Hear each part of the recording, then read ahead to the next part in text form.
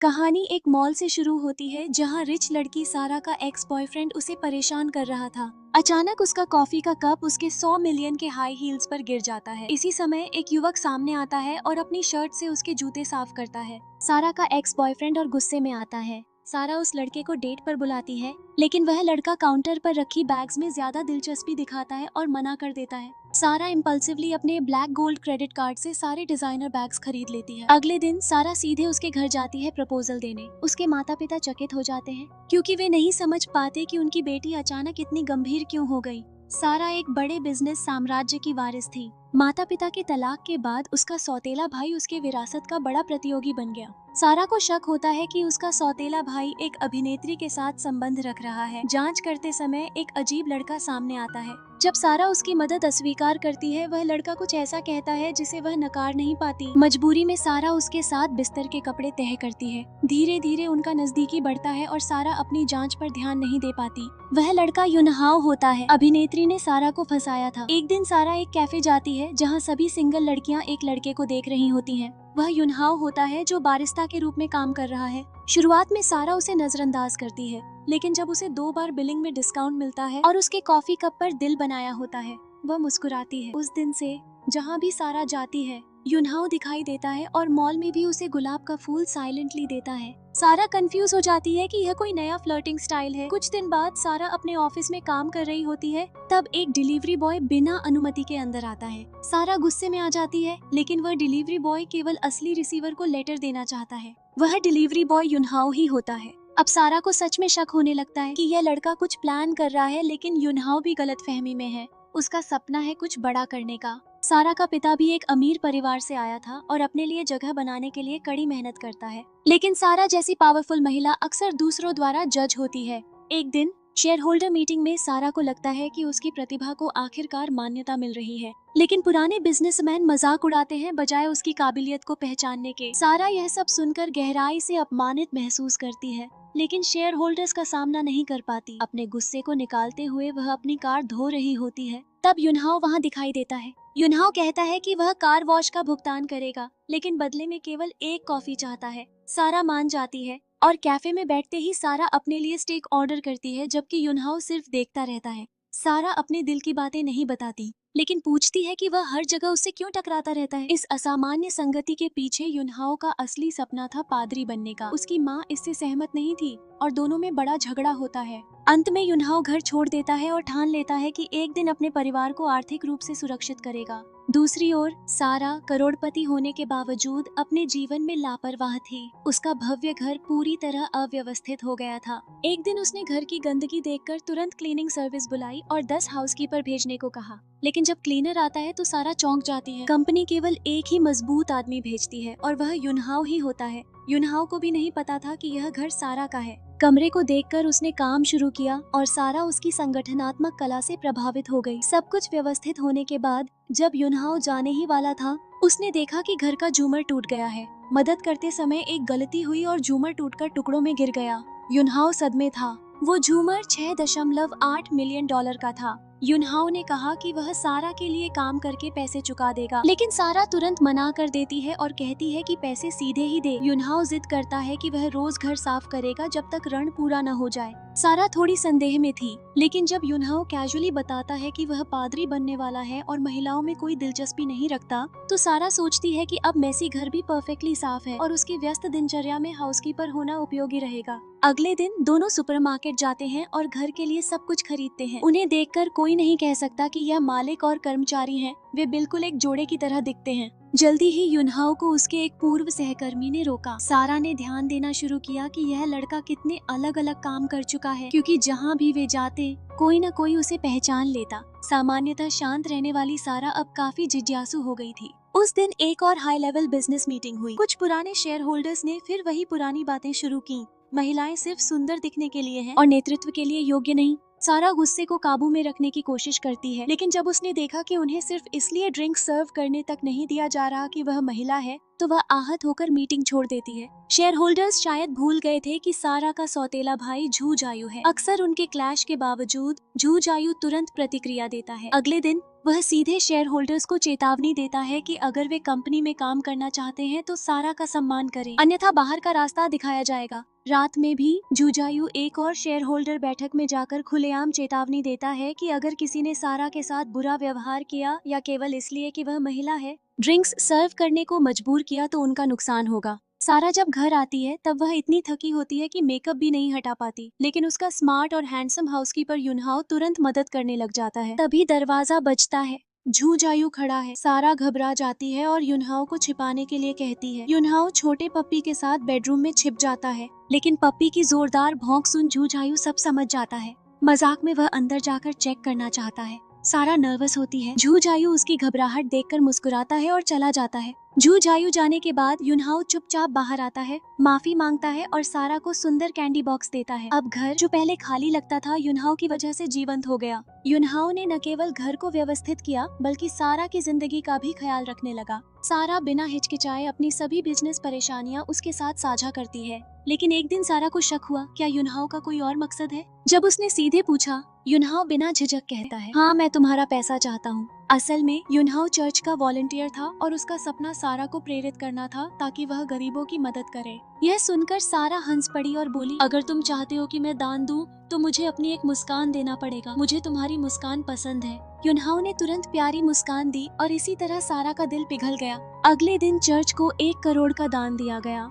युनहाओ के मेंटर ने कहा कि उसकी मुस्कान एक खास तोहफा है और इसे सही तरीके से इस्तेमाल करना चाहिए। धीरे धीरे युनहाओ अपनी मुस्कान से सारा को प्रेरित करता और हर बार नए उपहार चर्च भेजे जाते। शुरुआत में दान केवल राशन के लिए था, लेकिन धीरे धीरे लैपटॉप और स्मार्टफोन तक बढ़ गया। इस प्रक्रिया में सबसे बड़ा बदलाव सारा में हुआ। कभी ठंडी बिजनेस वुमन सारा अब प्यारी और चुलबुली लड़की बन गई। उसकी क्वीन जैसी अदा बनी रही, लेकिन उसके अंदर मासूमियत भी आई। एक दिन युनहाओ का छोटा पपी अचानक भाग गया। सारा और युनहाओ उसे पकड़ने दौड़े। दरवाजे पर एक प्रसिद्ध अभिनेत्री दिखाई दी। माहौल तना हुआ था। यह वही अभिनेत्री थी जिसे सारा ने पहले अपने सौतेले भाई सुजियो के प्रेम जीवन की वजह से जांचा था। युनहाओ को सारा के घर में देखकर तुरंत गलतफहमी हुई। सारा बोलने ही वाली थी, तभी युनहाओ उसे अंदर खींच लेता है। वह हैरान थी, लेकिन युनहाओ ने और चौंकाया। उसने कहा कि वह झूमर इतना महंगा नहीं था। उसने पैसे और उपहार दे दिए और सारा से औपचारिक रूप से अलविदा कहा। सारा के मन में हजारों भाव थे, लेकिन उसे रोकने का बहाना नहीं था।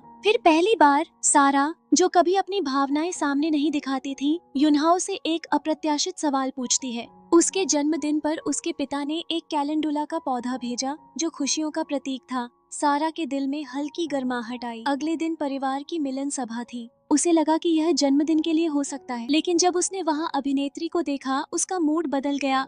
यह उत्सव उसके भाई जियो और उसकी गर्लफ्रेंड के लिए था। हालांकि जियो ने सारा को एक तोहफा दिया, मीठा उसने उसका जन्मदिन नहीं भूला। पार्टी के बाद जब सारा जा रही थी, अभिनेत्री ने उसे रोका। उनके बीच अभी भी गलतफहमी थी, लेकिन उसकी बात ने सारा को अंदर तक चोट पहुंचाई। ऐसा लग रहा था कि उसने बहाना ढूंढ लिया हो। सारा तुरंत युनहाओ को बुलाती है। युनहाओ कहता है कि वह काम पर है। सारा दूसरी कॉल करती है। युनहाओ ज्यादा ध्यान नहीं देता, लेकिन जल्दी ही एक लड़की आती है और कहती है, आपके बॉस ने बुलाया है। युनहाओ समझाने की कोशिश करता है कि वह काम पर है, लेकिन लड़की सीधे कह देती है कि दुकान आज बंद होने वाली है। युनहाओ और दुकानदार दोनों चकित रह जाते हैं जब पता चलता है कि उसके बॉस ने दुकान खरीद ली है। सारा के साथ डिनर टेबल पर बैठते हुए युनहाओ ने सोचा कि सारा फिर से उन पुराने लोगों की वजह से उदास है, लेकिन सारा ने बताया कि इस बार वजह उसका परिवार है। वह जो समझ रही थी कि उसे जन्मदिन की पार्टी में शामिल किया गया है, उसका उससे कोई लेना देना नहीं था। युनहाओ थोड़े नर्वस होकर बोला, मैंने तुम्हारा आईडी देखा,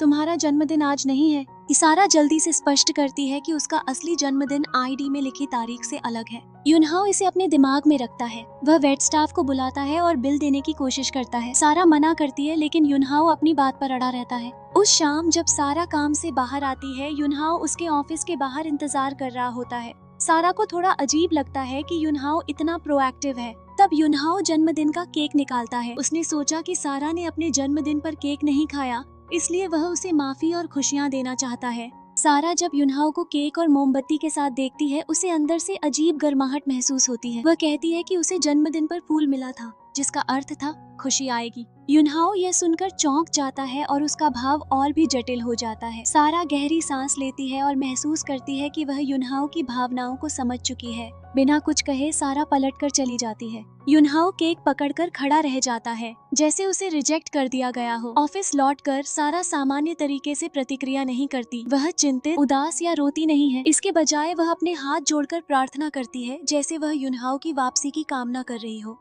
युनहाओ सारा के रिजेक्शन को समझ न पाकर उसके शब्दों पर सोचता रहता है। फूलों की दुकान के पास से गुजरते हुए उसकी जिज्ञासा बढ़ती है। वह दुकानदार से पूछता है कि कौन सा फूल आने वाली खुशी का अर्थ रखता है। दुकानदार उसे कैलेंडुला, गोल्डन मैरीगोल्ड दिखाता है और बताता है कि इसका और भी अर्थ है, दयालु प्रेम और जुदाई का दुख। उसी समय सारा भी वही फूल देख रही होती है और वही अर्थ पढ़ रही होती है। फिर एक दिन सारा युनहाओ को फिर से मिलते हुए देखती है और उसके हाथ में वही गोल्डन मैरीगोल्ड होता है। जैसे ही सारा उसके पास आती है, युनहाओ फूल उसे बढ़ा देता है। सारा की उम्मीद जल्दी ही निराशा में बदल जाती है। युनहाओ की यह माया उसे दर्द देती है, क्योंकि वह समझती है कि उसकी भलाई वास्तव में उसे और चोट पहुंचा रही है। इस बार सारा और समय न गनवाते हुए पलटकर चली जाती है, लेकिन युनहाओ कुछ कहता है। सारा उसे गहरी नजरों से देखती है और फिर जवाब देती है। युनहाओ अभी भी उलझन में है। शायद कुछ समय के लिए उसके लिए सारा के प्रति भाव बदल गए हैं, लेकिन यह बदलाव उसके लिए मुश्किल है। उसने तय किया कि वह खुद इस चुनौती को पार करेगा।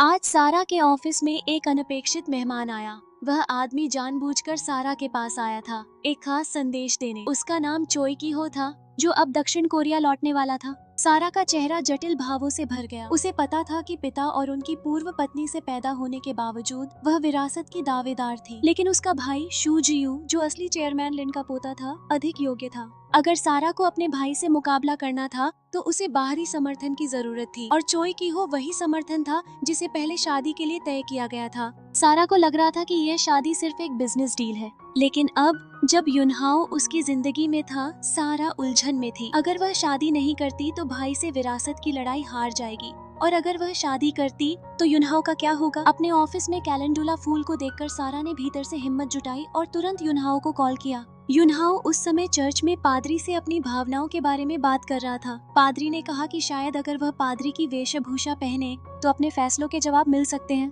युनहाओ ने पादरी की सलाह मानी और वेशभूषा में चर्च के प्रवेश द्वार की ओर बढ़ा। उसी समय सारा भी चर्च पहुंची और युनहाओ को देखकर उसका दिल थोड़ा नरम हुआ। उसने सोचा कि शायद युनहाओ ने अपने फैसले ले लिए हैं। सारा ने युनहाओ को नीचे आते देखा और उसकी आंखों में आंसू थे। युनहाओ ने महसूस किया कि सारा को समझने की जरूरत है। वह सारा के घर तक उसका पीछा करता है। सारा को लगा कि युनहाओ अपने कार्यों का स्पष्टीकरण देने की कोशिश कर रहा है, लेकिन युनहाओ कहता है, मुझे पता है कि तुम शादीशुदा हो, तुम्हारा मंगेतर चोई की हो है। सारा का चेहरा तुरंत बदल गया। जबकि वह मंगेतर के साथ थी, उसने कभी अपने सच्चे भाव व्यक्त नहीं किए थे। उसी समय चोई की हो भी आया। अपने रॉयल अंदाज में उसने दोनों को देखा। सारा को पता था कि यह बात करने का सही समय नहीं है। चोई की हो ने प्रवेश करते ही अपनी प्रभुता दिखाई और सारा को याद दिलाया कि उसके लिए सब कुछ बिजनेस है। उसने बताया कि शूजियू के बारे में उसे एक कमजोरी मालूम है। सारा ने सोचा कि यह जानकारी महत्वपूर्ण हो सकती है। वह अपने भाई शूजियू के पास गई और चोई की हो द्वारा दी गई मेडिकल रिपोर्ट देखी।